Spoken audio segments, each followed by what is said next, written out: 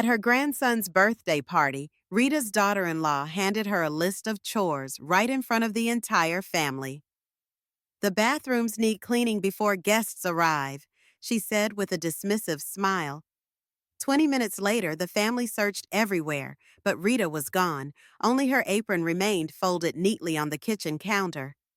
Welcome to her Fireside Stories, where today we explore how one woman's silent exit spoke louder than years of arguments ever could. Rita's journey from devoted mother to woman who finally understood her worth might just help you recognize the invisible burdens you've been carrying too.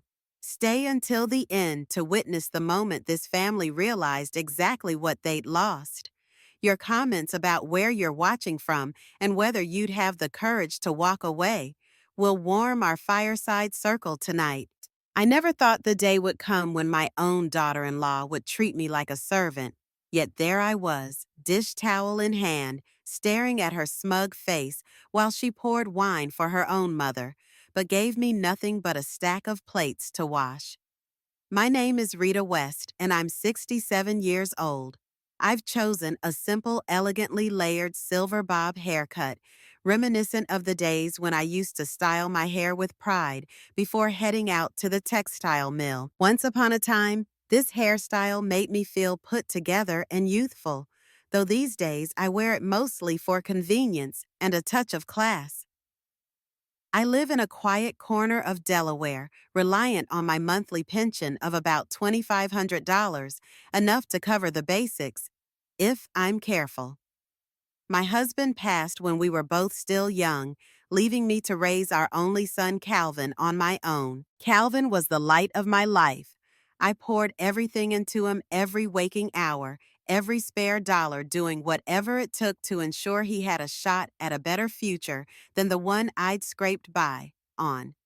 So when he got married 3 years ago to Serena, who sports an attention-grabbing asymmetric cut dyed in a glossy raven hue, I honestly believed my sacrifices were finally paying off. Their wedding was gorgeous, bustling with friends, extended family, and a lot of hope for the future. But sometimes life turns around and slaps you when you least expect it. It all started innocently enough. Calvin phoned me a week before Christmas, inviting me to spend the holiday at their apartment in the city. My eyes filled with tears of happiness. I could already picture the warm family gathering, the big meal, the laughter echoing in the halls. It was the exact scene I'd always dreamt of when I'd collapse into bed after a long factory shift, my hairnet still in place and my arms aching from physical labor. Carefully, I packed my suitcase, tucking in a new sweater for Calvin, homemade preserves, and some of the smoked bacon rolls he used to love as a boy. But in the days that followed, I discovered the heartbreaking truth. No matter how much love and effort you give, there are people in this world who see you only in terms of what you can provide, like cheap labor or a financial crutch. And that realization stings more than a slap across the face. I arrived at Calvin and Serena's apartment building on a frosty afternoon. My breath created small clouds as I stepped out of the cab, carefully pulling my worn suitcase behind me. The building's sleek, modern exterior was a clear sign of the new life my son had managed to achieve, so different from the modest, decades-old home I still occupied back in the suburbs. Serena greeted me at the door, that asymmetric raven cut framing her face as she offered a bright smile. "Rita, finally, you must be freezing." "Come on in," she exclaimed, and I felt a momentary warmth that soothed my tired muscles. Inside, the radiators hummed softly, and their living room exuded a cozy glow from a tall lamp in the corner. Soft music played in the background, and I couldn't help but breathe a sigh of relief, believing I'd stepped into the very family holiday I'd always wanted. Calvin emerged from the study, rubbing the back of his neck. He looked older than his 29 years.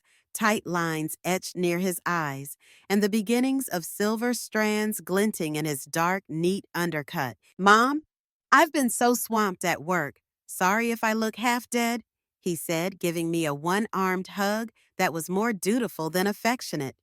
"You shouldn't push yourself too hard," I replied, placing a hand on his shoulder.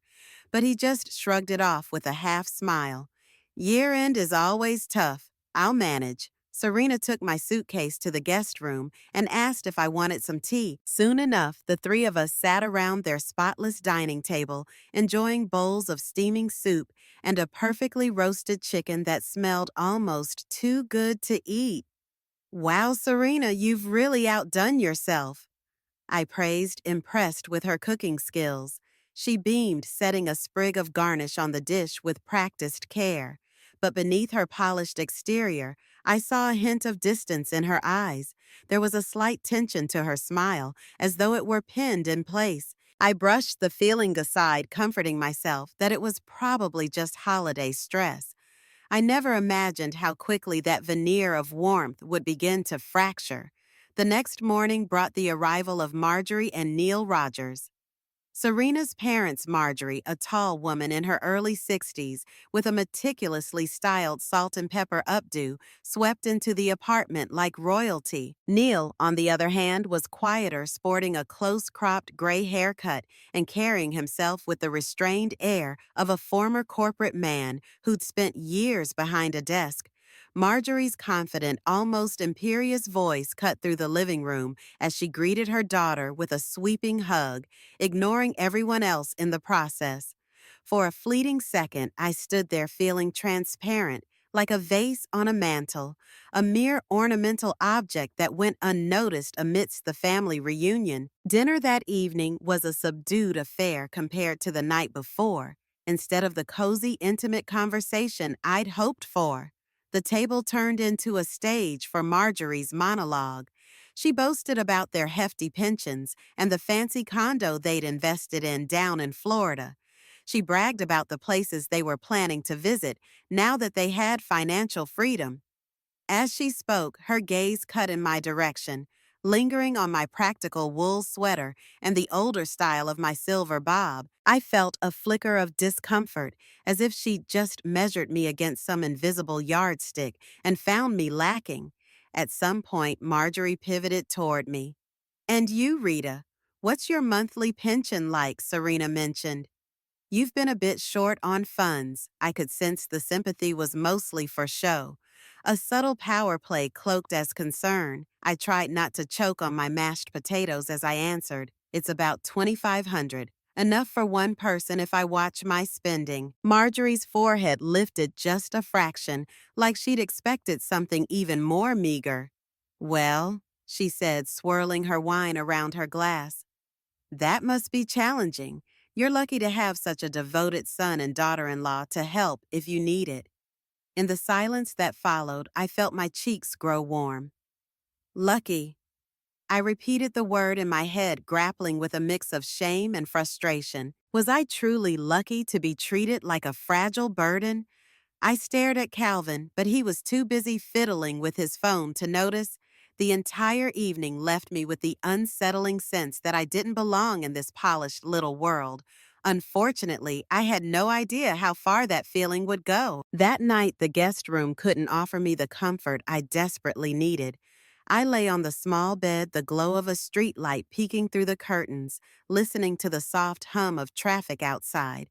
My mind spun with old memories, how I used to tuck Calvin into bed when he was small, smoothing his tousled hair, promising him that one day all our struggles would pay off. His father and I had been so young, but we loved Calvin fiercely. When my husband fell ill and passed, it felt like the world had decided to test just how strong I really was. I worked endless hours, my once lustrous hair hidden under a work cap, my hands perpetually sore from manual labor. But I managed to keep going, fueled by the vision of seeing my son graduate from college and stand on his own feet. Now here I was, apparently lucky to be tolerated by the new family he'd formed. As I stared at the ceiling, I noticed a subtle ache in my joints, a persistent reminder of my age. For a moment, a pang of bitterness gnawed at me. Is this all there was left for me, to be looked down on by people like Marjorie, who saw me as nothing but an inconvenience? Unable to sleep, I got up to grab a glass of water. That's when I heard hushed voices coming from the living room. I tiptoed closer, my pulse quickening. The conversation between Serena and Marjorie was too sharp, too pointed to ignore Mom. If Rita's pension is only $2,500, you know she won't be able to handle any serious medical bills, Serena said in a tight whisper. Marjorie's response came just as quietly. Exactly. That's why she should sign over her house now. If something happens, we'd be stuck footing the bill. Better to secure it legally. I felt as though the air had been sucked from my lungs. My home, my sanctuary. The only inheritance left to my name was being discussed like some business transaction. The heartbreak was immediate and almost unbearably sharp. I wanted to burst in and call them out, but fear and shock rooted me to the spot. Instead, I crept back to the guest room, numb and shaking. If the two of them had such little respect, was it possible that Calvin felt the same? I needed to find out. The next morning, despite the echoes of that late night conversation, I tried to remain composed. I cooked breakfast, hoping to create a warm moment: scrambled eggs, crispy bacon, fresh fruit. Calvin padded into the kitchen, running a hand through his short undercut as he gave me a half-awake smile. "That smells awesome, Mom," he said, and for a second the tension in my chest eased. Maybe I'd misread the situation. Maybe Serena's concerns were genuine and not as cruel as they'd sounded. But then Serena came in, her hair pulled into a sleek side ponytail, the kind that probably took a considerable amount of product to perfect. She barely acknowledged me. Instead, she turned to Calvin. "We need to talk about finances," she said, grabbing a cup of coffee, "and your mom's situation." My heart lurched. I braced myself. "We can't just ignore her future expenses," Serena continued. "We'll be the ones responsible if she runs out of money." Calvin frowned. "Serena, that's my mother you're talking about. I'll help her." Of course, I should have felt relieved, but the way he said it like an obligation sank my heart further. I kept my back turned, not wanting to betray my tears as I stirred the eggs. When it was time to set the table, I noticed Serena carefully placing the fine china at 4 settings for her parents, for Calvin, and for herself. There was only a chipped plate left for me, presumably from the back of some cupboard. "Oh, Rita," she said with a tight-lipped smile. "You don't mind using the older plate, right? We're short on matching dishes." My cheeks burned, but I forced a benign grin. "Of course not," I answered, a knot forming in my stomach. At that moment, Marjorie breezed in wearing yet another immaculate updo. She cast a dismissive glance at me, then struck up a conversation with Serena about weekend plans. It was as if the talk about my house and my financial burdens had never even happened. The casualness of it stung worse than any direct insult. And beneath that veneer of politeness, I knew my position in this household was as tenuous as a paper cup under a waterfall. By afternoon, the tension was unbearable. The weather had turned gray and bitterly cold, mirroring my mood. Serena and Marjorie sat on the couch, sipping wine and flipping through a magazine featuring luxury holiday homes in sunny destinations. Calvin and Neil were off in the study, discussing finances, no doubt charting out investments, mortgages, and budgets. For things far beyond my modest reality, I decided to wash the dishes, needing something mindless to distract me. My thoughts churned as warm water slid over my hands. They want to secure my house. They think I'm nothing but a liability. How could Calvin stand by and let them talk about me like this? The more the questions piled up, the more suffocated I felt. My arms trembled, and it wasn't just from the physical labor. Serena sashayed into the kitchen, eyes bright with the glow of 2 glasses of wine. "Oh, Rita," she said in the saccharine tone that always set my nerves on edge, "be sure to dry those dishes properly. We can't have water spots on the glassware." Then she added, "Speaking of which, my mom just arrived. Could you bring a fresh glass and a new plate for the cheese board?" I blinked, my mouth going dry. She was ordering me around like a maid under my son's roof. My jaw tightened, but I held my tongue. With the dish towel clutched in my hand, I noticed something in the reflection of the stainless steel sink, my own eyes brimming with the realization that I didn't have to stay here and be belittled. I'd come hoping for a family holiday, not to be relegated to unpaid help, while Serena lavished attention on her own mother. That's when I made my decision. I quietly finished washing the plates, dried my hands, and stepped out of the kitchen. Ignoring Serena's next instructions, I slipped into the guest room and began packing my things, folding each clothing item with a calm that belied the roaring sense of betrayal in my chest. It wasn't anger that propelled me, but a cold, steely clarity. I do not deserve this, sneaking out of the apartment with my small suitcase. I felt a strange mix of sorrow and relief. No one even noticed as I slipped into the hallway. The next thing I knew, I was outside in the freezing air, the chill biting my nose and cheeks harder than any winter wind I'd felt in years. Yet it was still nowhere near as icy as the treatment I'd received inside. With each step down the block, my heart pounded. What am I doing? Is Calvin going to worry?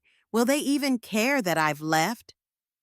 Deep down, I knew the answers were complicated. I was sure Calvin would be torn, but he was so entrenched in his life with Serena, so blinded by the demands of her family, that he might not fully comprehend what had happened until much later.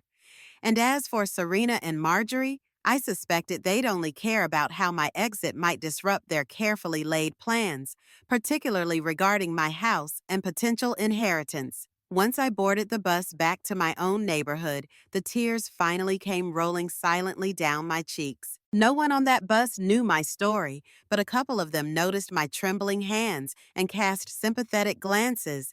I clutched my ticket, trying to still my shaking. My mind drifted back to all the years I'd sacrificed for Calvin. Overtime shifts, sleepless nights, penny pinching to afford his schooling. I remembered the first time he brought Serena home, how I took her aside and told her warmly, "I'm so glad Calvin found someone who loves him like you do." Never in a million years did I think she'd repay that kindness with harsh words and demeaning orders. Night had long since fallen by the time I finally arrived at my old house. Its dim porch light flickered, welcoming me back into an environment that, while run down, was still mine. I fumbled for my keys, stepped inside, and felt a wave of exhaustion so powerful that I barely made it to the couch before collapsing onto it. I stared at the ceiling, inhaling the familiar scent of well-worn furniture. This is my home, small, aging, but filled with memories. No matter what they wanted to do, no one could take that from me. The next morning, my phone buzzed incessantly, texts and missed calls from Calvin, then Serena. I steeled myself before answering Calvin's call. "Mom, you left so suddenly. Serena said you wrote some note about a neighbor's emergency." I took a slow breath, recalling the quick excuse I had scrawled on a piece of paper before leaving. "Yes," I replied, keeping my voice calm. Helen from down the street was in trouble. Her husband had a heart issue. She called me and I rushed back to help. It was a lie, of course, but I wasn't ready to confront him with the truth. Calvin hesitated. "Is everything okay now?" he asked, genuine concern lacing his voice. My chest tightened. "They're fine," I said, not wanting to elaborate. "I'm fine too, just needed some time to breathe." Our conversation ended with a stilted goodbye, neither of us addressing the real issue. Next came a message from Serena. "We miss you already. Let us know if there's anything you need." I read it twice, my lips twisting into a bitter smile. Her words dripped with artificial sweetness, a tone I'd grown all too familiar with. Days passed, and though my heart still ached, I found a semblance of comfort in the solitude of my own home. Mornings I'd shuffle to the kitchen, brew a pot of coffee, and flip through old photo albums. Pictures of Calvin as a little boy, grinning wide as he held up a trophy from his first school competition. Me in the background with my hair pinned back in a bandana, face shining with maternal pride. I couldn't help but think, where did that warmth and closeness go? While rummaging through a dusty cupboard one afternoon, I stumbled on an old camera I once treasured, an aging Nikon film camera I had saved up for back in my 40s. I used to love taking pictures around town on my days off, capturing sunsets and the local birds that nested near the train tracks. The camera felt heavy in my hands, a relic of passions I'd shelved away while dedicating my life to supporting Calvin. An idea sparked. Why not start again? If Serena and Marjorie wanted to treat me like a burden, maybe it was time I rediscovered what made my soul shine. Within a week, I found myself signing up for a local photography workshop at the community center. I remember stepping into that brightly lit room where folding chairs circled around a kindly instructor, Mr. Patterson, a seasoned travel photographer with a mop of wispy white hair. My new hairstyle, still that dignified silver bob, suddenly felt purposeful again, like I was stepping into a fresh chapter of my life. Around me were a few other retirees, some middle-aged folks looking for a hobby, and even a couple of teenagers hoping to make it big on social media. It was a melting pot of creativity, and I felt immediately welcomed. Mr. Patterson taught us about composition, lighting, shutter speeds, concepts that rekindled something deep within me. My hands remembered the feel of a camera, the deliberate pressure on the shutter button, the anticipation before hearing that click. Every little detail brought me joy, from adjusting the ISO to framing the perfect shot. That old spark I'd once felt in the factory break room, when I daydreamed of traveling and capturing beauty beyond the four walls of my world, was finally igniting again. During one of the sessions, we were assigned a photo walk around town. I wandered through the very neighborhood I'd lived in for years, seeing it anew through the lens, the pastel colors of the houses, the gnarled old oak trees that lined the main street, the railway tracks that cut a quiet path through the field. All of it had a richness I'd never fully appreciated. A local bakery displayed fresh pies in the window, and I snapped a shot of the steam swirling behind the glass. A retired firefighter chatted with a neighbor at a small park bench, and I discreetly captured the warmth of their conversation. By the end of that walk, I'd filled an entire memory card with images, most of them far from perfect, but each representing a moment I'd truly lived. Oddly enough, I didn't think once about Calvin, Serena, or their demands. I was busy doing something I loved, no longer weighed down by the question of whether I was lucky to be welcomed in someone else's space. Soon an unexpected opportunity arose. The community center was organizing an amateur photography exhibition called Capturing Everyday Magic, and Mr. Patterson encouraged all of us to submit at least one piece. Nervous but excited, I printed a photo I'd taken of an old wooden bridge at dawn. The sunrise had bathed the structure in a soft orange glow, making the weathered planks look almost ethereal. I spent some of my modest pension on a decent frame, carefully mounted the print, and handed it over to the center's organizer. A week later, the exhibition opened. To my shock and delight, my photo garnered praise from a local newspaper reporter who was covering the event.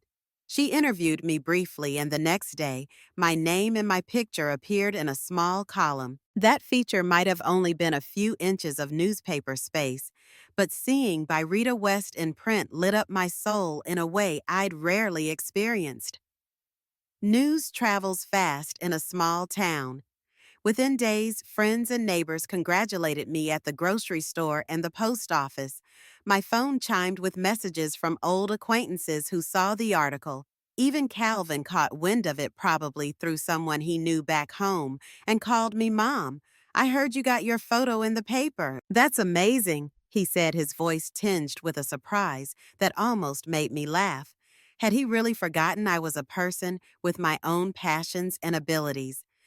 "It's nothing major, Cal," I replied, though my smile was audible. "Just a local paper." But it's been fun. In the days that followed, my confidence grew. I found myself considering bigger opportunities. What if I traveled beyond this town to capture grander landscapes? While flipping through a photography magazine, I read about scenic train routes and national parks that catered to photographers of all skill levels.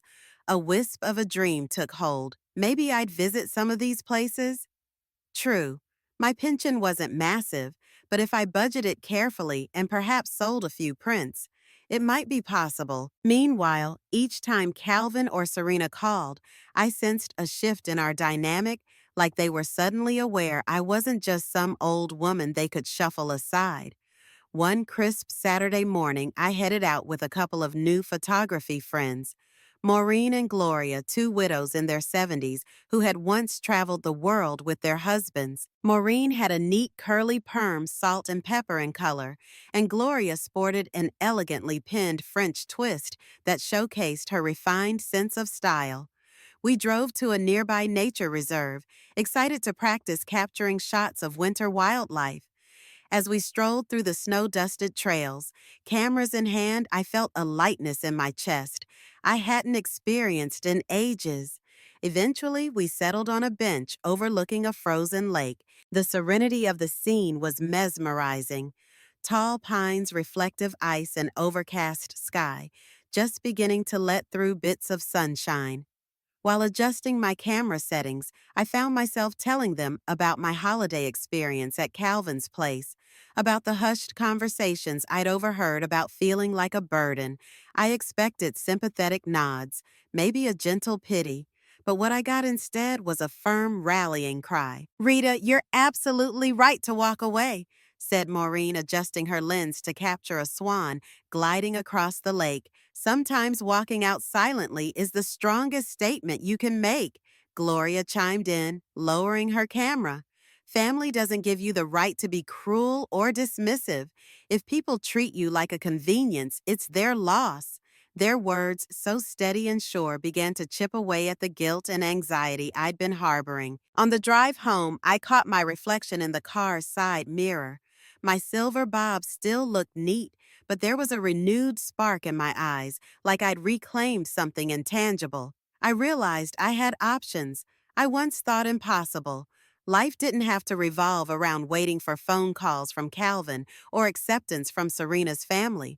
I could chart my own path, rediscover my passions, and maybe even find a second wind for all those dreams I'd put on hold. As we pulled back into town, I decided this was just the beginning. I would no longer be the invisible mother-in-law, overshadowed by another family's ambitions. A few days later, a phone call from Calvin interrupted my editing session. I'd been reviewing the Snowy Lake photos on my laptop, trying to figure out color balance. He sounded anxious. "Mom, can we meet? I'd like to visit you at your place." My heart fluttered. I wondered if Serena would tag along, but he mentioned nothing of her. I agreed, though, a part of me braced for the worst. When Calvin arrived that afternoon, he wore a dark hoodie and sneakers, casual attire, that clashed with the worried look on his face. I offered him a cup of tea, feeling an old maternal instinct to soothe him. He took a seat on my worn-out sofa, glancing around at the stacks of photography books and prints I'd accumulated recently. "Mom, you've really been busy," he said, attempting a smile. "Photography's become your thing, huh?" He tried to get to the point, but circled around it awkwardly. Finally, he exhaled. "Mom, I heard something from Serena. She told me you might be rewriting your will, and she's worried about what happens if something happens to you." I almost choked on my tea. Instead of answering directly, I fixed my gaze on him. "Calvin, I have to ask, do you share her concerns?" His eyes flickered and he looked away, fiddling with a thread on his hoodie. "Not exactly, Mom, but you know you're living alone, and if you ever needed round-the-clock care, I mean, we do owe you. But we're also trying to plan our future. A bigger apartment, maybe kids someday." "It's complicated." I set my tea aside. "Complicated. That's a very polite word for what it really is, isn't it?" My voice was steady, but I could feel my heart pounding. I heard Serena and Marjorie talking about my house, about how it would be best for me to sign it over now. "Is that your idea of family values?" "Calvin?" He flushed and his words spilled out in a rushed confession. Mom, I'm sorry I don't agree with how they spoke about you. I just don't know how to stand up to them. We've got so many expenses, so many plans. I took a deep breath. This was my son, the boy I'd raised single-handedly, the one I'd worked my fingers to the bone for.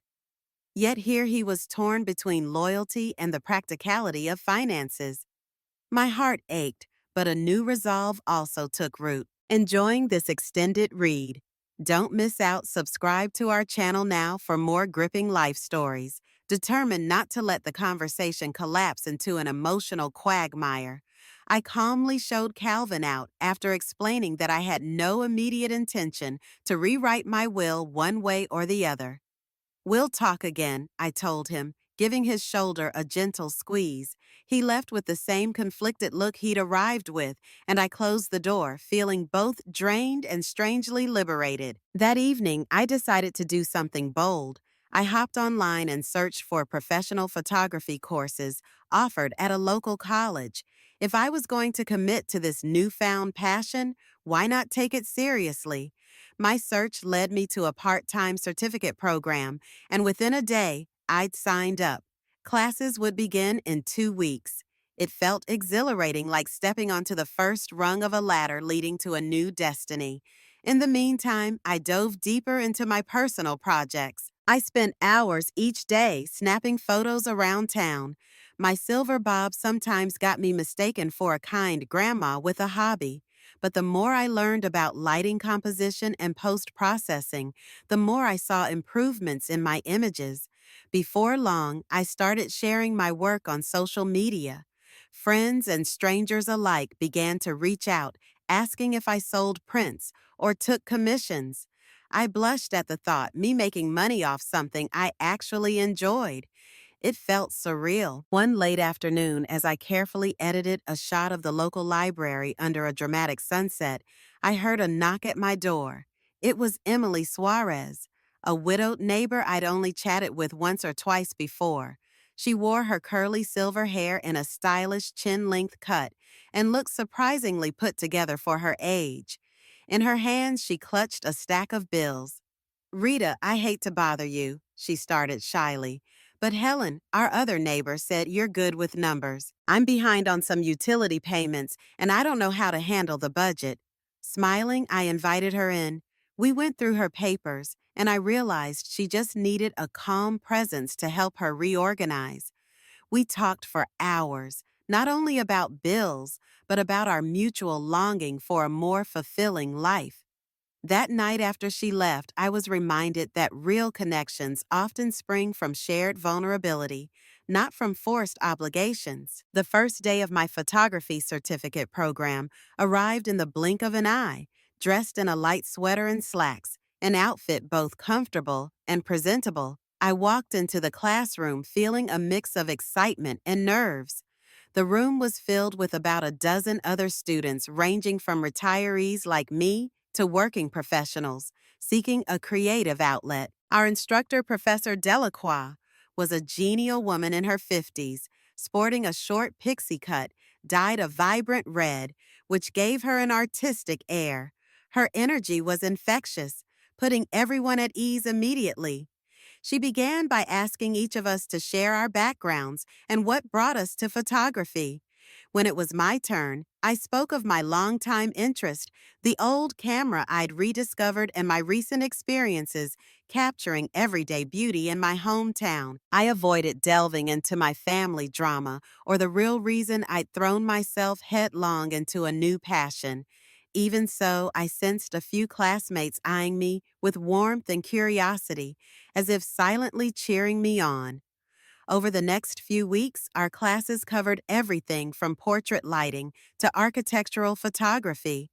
I especially loved street photography, capturing candid moments of strangers going about their day. It resonated with me because it celebrated the small, unnoticed details so often overlooked, much like I had been in my own son's home.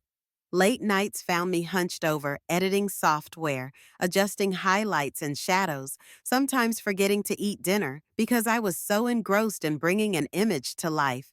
Amid this flurry of activity, I wasn't entirely surprised to receive fewer and fewer calls from Calvin. He and Serena were likely busy with their own routines, or perhaps they'd grown tired of my newfound independence.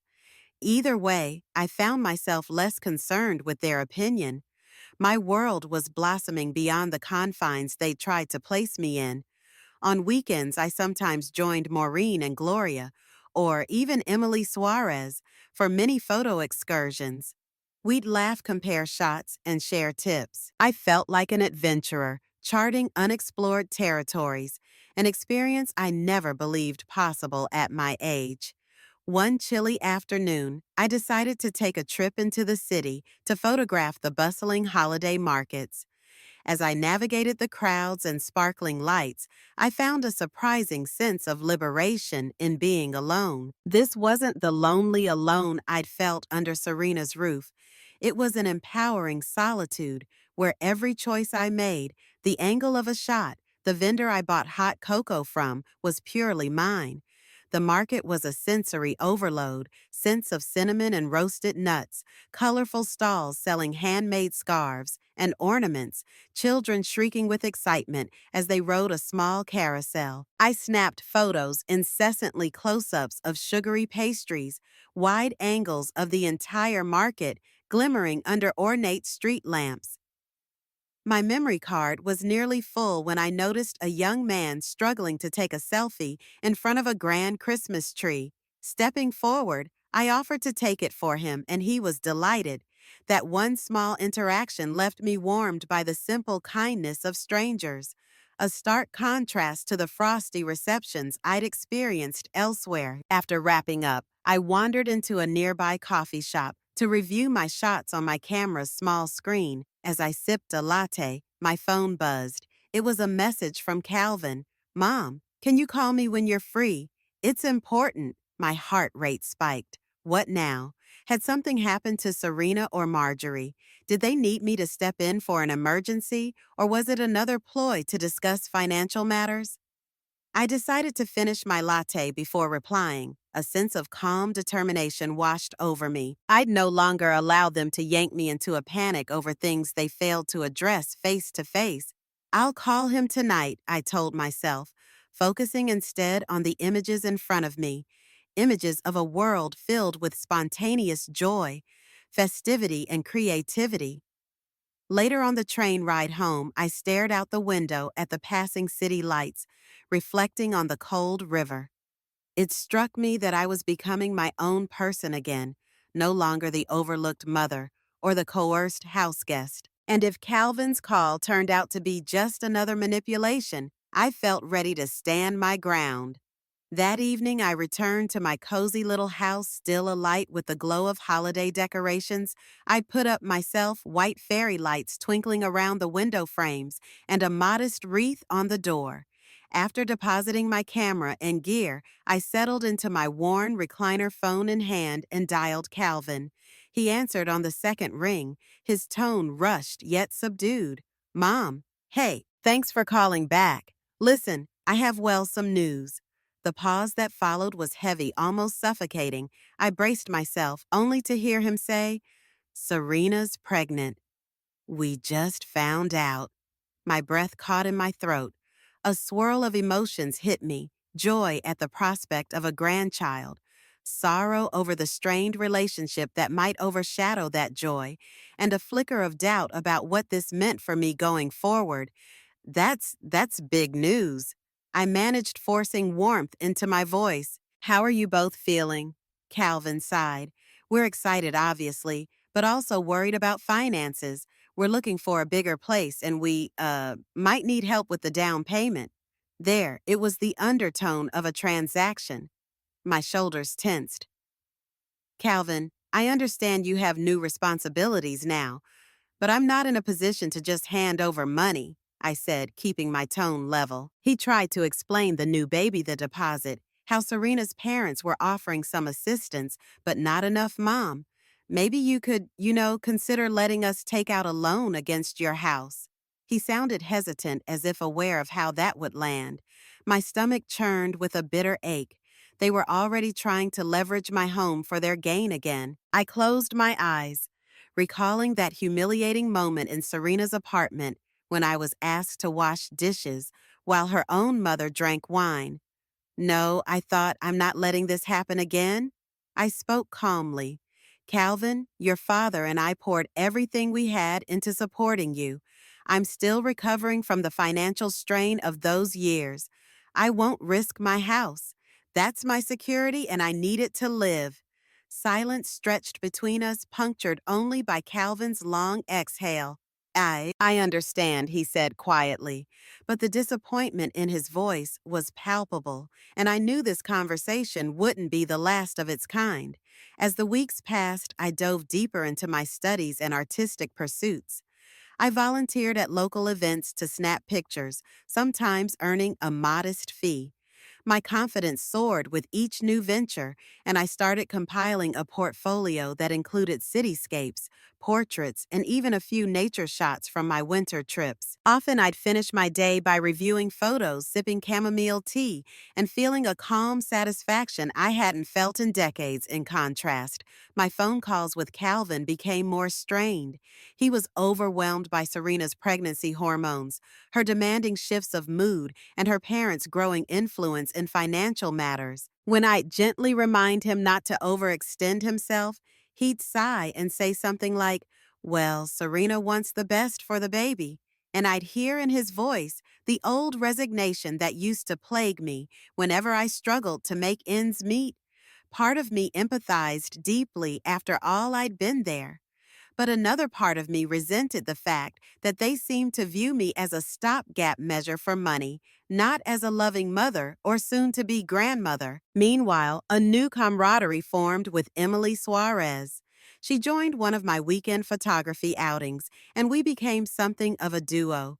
She had a flair for capturing street art and urban textures, while I was more drawn to candid human moments. Together, we complemented each other's strengths. I learned that she too had a tense relationship with her late husband's relatives, an uncanny parallel that sometimes had us laughing ruefully. It was during one of our editing sessions at my kitchen table that she brought up an interesting point. Rita, you should consider setting up an online store for your prints. Some of these shots are really high quality, and I know people who would pay good money for something like this. The idea intrigued me. What if I could turn this passion into a revenue stream that allowed me even greater independence? Maybe I could travel more, upgrade my camera equipment, and most importantly, reclaim a sense of financial agency that no one else could manipulate. Spurred by Emily's suggestion, I spent 2 sleepless nights researching websites like Etsy Fine Art America and other platforms where photographers sold their prints. On the third day, I took the plunge and opened a small online storefront, carefully uploading my best shots, labeled, priced, and described with heartfelt captions. Each image told a story: the quiet dawn over a wooden bridge, the bustling holiday market scene, the tranquil frozen lake. I felt both nervous and exhilarated, hitting publish to share a piece of my soul with strangers on the internet. In the back of my mind, I braced myself for disappointment. Who would want to buy prints from a retiree living in Delaware? Yet to my amazement, within a week, I made a handful of sales. A local cafe contacted me about purchasing a couple of framed prints to decorate their walls. Another buyer requested 3 prints for her living room, citing how she loved the sense of peace and nostalgia my photos evoked. With every sale, my heart soared, and the modest income trickling into my account felt like a validation. I am more than just a pension. I am more than someone's mother or mother-in-law. I am an artist in my own right. Not long after I started receiving messages from the photography community, compliments on my composition, invitations to collaborate, even tips for improving my editing workflow. This support from complete strangers felt surprisingly wholesome and genuine, a stark contrast to the manipulation I'd faced within my own family. My confidence soared further, and I poured that energy back into my craft. However, the universe wasn't about to let me coast without challenge. One evening, as I was packaging up some prints to ship out, my phone rang. It was Serena. Her voice was unusually soft. "Rita," she said, skipping any polite greeting. "I know we haven't always seen eye to eye, but well, Calvin and I could really use your help right now." She explained that her mother Marjorie had just fallen seriously ill, requiring hospitalization. Their medical bills were mounting. My heart clenched empathy, warring with the memory of how Marjorie once looked down on me like I was lesser. Yet I didn't want anyone to suffer. Serena's plea rattled me. I recalled the countless times Marjorie had flaunted her financial security and pestered me about my house. Now, in a cruel twist of fate, she was the one strapped for funds, and Serena was turning to me the same person she'd once belittled. I told Serena I needed time to think and hung up. My mind churned with conflicting emotions from compassion and worry to a burning sense of irony. Later that night, I found myself pacing the living room. Photos I'd taken lined the walls, a silent testament to how much my life had evolved in a short span. I ran a hand through my silver bob, feeling the weight of every decision I'd made so far, to walk away from their house, to start anew, to stand up for my own worth. If I loaned them money, would I be stepping back into the role of convenient provider? But if I refused, was I turning my back on genuine need? I decided the best approach was honesty. The next day, I called Serena. "Look, I began trying to keep my tone calm. I feel for your mother's situation, but I'm not in a position to offer a large sum. My pension and whatever I earn from photography mostly support me. However, if you want my help budgeting or negotiating hospital bills, I'm happy to do that." She was quiet for a moment, then sighed heavily. "Okay, Rita," she said, resignation lacing her voice. "I understand. Let me talk to Calvin and see what we can figure out." We hung up and I felt a pang of guilt. Still, I reminded myself that enabling their view of me as a bottomless resource wouldn't help any of us in the long run. Surprisingly, later that week, Neil Serena's father reached out to thank me. His voice was weary yet sincere. "I appreciate your willingness to guide us on the budgeting," he said, "and I'm sorry for how things were. Marjorie always thought she was untouchable, and that was wrong. I guess reality hits us all at some point." Hanging up, I felt a bittersweet taste in my mouth. Perhaps it was a step toward bridging the gap, or maybe just a fleeting moment of humility on their part. Either way, I realized life had taught me something invaluable. Real respect is earned, not demanded. Amid the emotional seesaw with my family life gave me another reason to hold my head high. One afternoon, I received an unexpected email from an up-and-coming travel blog. The editor had stumbled upon my online store and was fascinated by the sense of nostalgic tranquility in my images. She wanted to feature a short interview about my journey, how I began photographing later in life, what it meant to reclaim my identity as a retiree, and why my pictures seemed to capture moments of everyday magic. Thrilled, I agreed. Over the course of a week, we chatted via video calls. I told her about my background in factory work, raising Calvin alone, and finding photography almost by accident after a humiliating holiday trip to my son's home. She listened intently, and in her final write-up, she titled the piece, "A New Lens on Life: How One Retiree Turned Heartbreak into Art." When the piece went live, my phone and social media lit up with messages of support from old friends, fellow retirees, and even strangers across the country. Some commended my courage to start anew. Others said they saw themselves in my story.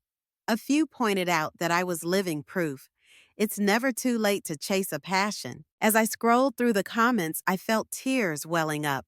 For so long, I'd believed my life was already written, my worth tied up in how well I served my family's needs.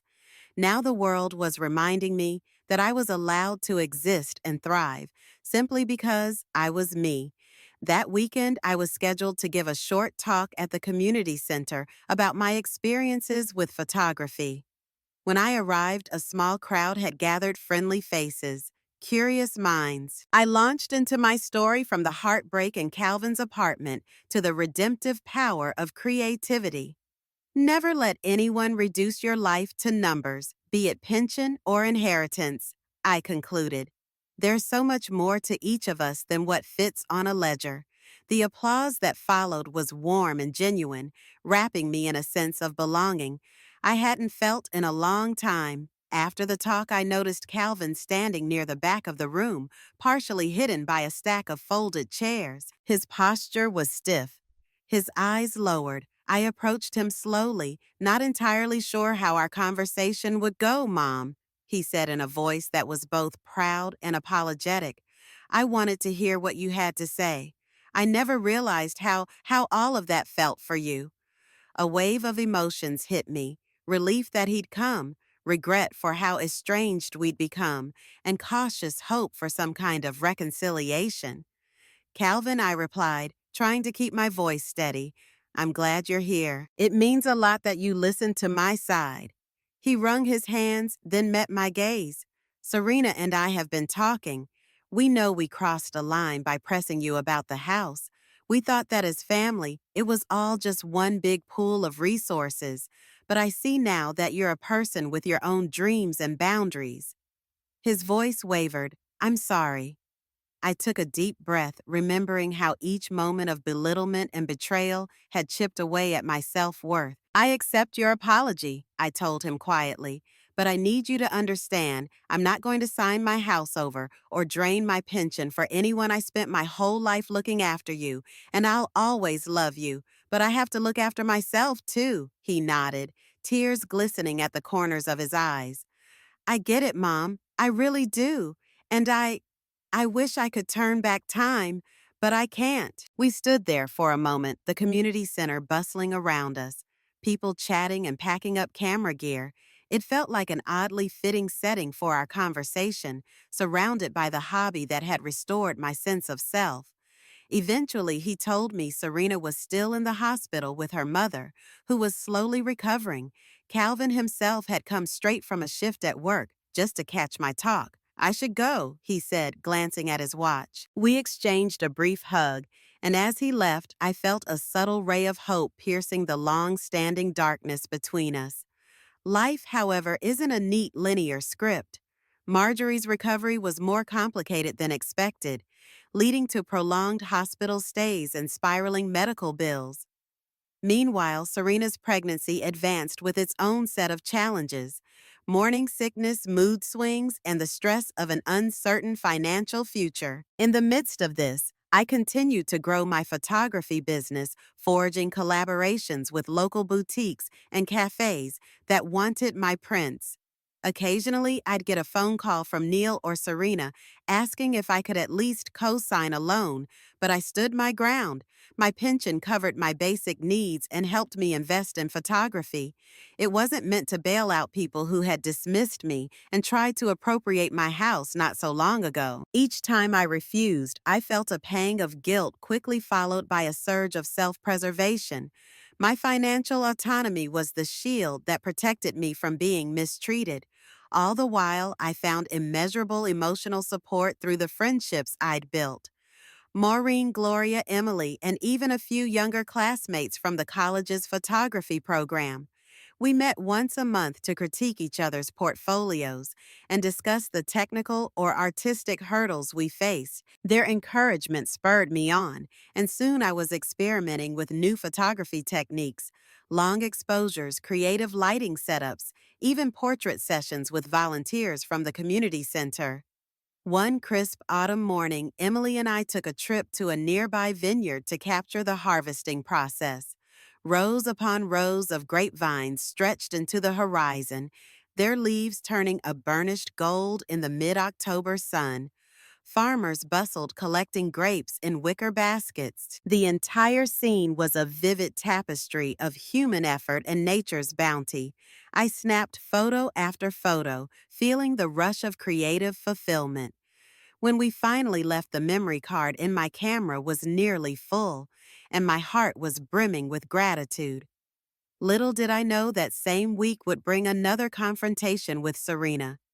one that would test my resolve yet again and lead me to finally slam the door on their manipulative tactics for good. I was editing those vineyard photos at home one evening when my doorbell rang. Peering through the window, I saw Serena standing outside, visibly pregnant now. Her asymmetric raven hair swept into a loose ponytail. Her eyes were puffy, whether from tears or fatigue. I couldn't tell. Reluctantly, I let her in. "Rita, we need to talk," she said, her voice trembling. Over a cup of tea at my old wooden dining table, she explained that Marjorie was finally coming home from the hospital, but the follow-up care costs were substantial. Doctors recommended a private nurse for at least a month. Neil's pension had dwindled under the strain, and Serena's job offered minimal maternity benefits. "Calvin is working overtime, but he's exhausted," she whispered. "I'm worried about him about the baby. I just don't know what to do." Her desperation was palpable. She reached across the table to grab my hand, tears streaming down her cheeks. "Rita, I'm so sorry for how I treated you. I know I was out of line. I know I can't undo that. But please, if you could just help us even temporarily, we'd pay you back as soon as possible." The sincerity in her eyes was hard to deny. Despite my anger and hurt, I felt a tug at my heart. "This is my grandchild's mother," I reminded myself. Yet I also remembered how quickly she'd turned cold before, how she rummaged through my private documents, how she and Marjorie had mocked my meager pension. Resentment battled compassion in my mind. After a lengthy pause, I exhaled slowly and looked at her. "Serena, you need to understand something. I'm not here to fix the consequences of your family's actions. I'm not a walking ATM." She nodded, tears spilling onto her cheeks, but said nothing. However, I continued, "I won't let my grandchild suffer because of grown-ups' mistakes. I'll help with a small amount, enough to cover part of the nurse's salary for a few weeks." She gazed at me, eyes wide with relief. "But on one condition," I added. "Don't ever treat me like a second-class person again, because if you do, I'm walking out for good and I won't look back." She nodded fervently, clinging to my hand. In that moment, it felt like we'd reached a fragile truce. Yet I knew I had to be vigilant. Trust once broken is never mended without scars. In the weeks that followed, I offered that limited financial support carefully. I set up a written agreement, no more hush-hush dealings that allowed misinterpretations. Calvin seemed grateful, a weight visibly lifted off his shoulders. Serena treated me with courtesy, though I sensed it was tinged with wariness, as if she feared another misstep would snap the tenuous thread of goodwill I'd extended. Meanwhile, my photography endeavors continued to flourish. I was invited to showcase my work at a local arts festival, where I ended up selling several framed prints at decent prices. After the festival, I felt a triumphant glow. For the first time in my life, I wasn't depending on anyone. I was thriving on my own merits, my own passion. That sense of autonomy and self-worth was priceless. One evening, after depositing a fresh check from the festival into my bank account, I found myself scrolling through travel photography groups online. They were filled with retirees who'd taken to the open road, photographing deserts, mountains, and distant coastlines. Inspired, I decided to plan a trip to the Rocky Mountains the following spring. The mere anticipation of that journey made me feel alive. Finally, I returned home one late afternoon to find Calvin at my door pacing. "Mom," he said, forcing a smile as I let him in, "I just wanted to say thank you for everything, especially for caring about the baby despite everything that happened." He hesitated, then added, "We're thinking of naming her Olivia if it's a girl." My eyes misted. "That's a beautiful name," I replied softly. He stayed for dinner, just the two of us. I whipped up a simple meal of stir-fry and rice, and we talked about mundane things, the weather, my photography classes, how his job was going. Not once did he mention money or the house, and for that I was grateful. When he left, I felt a flicker of genuine warmth, not clouded by suspicion or resentment.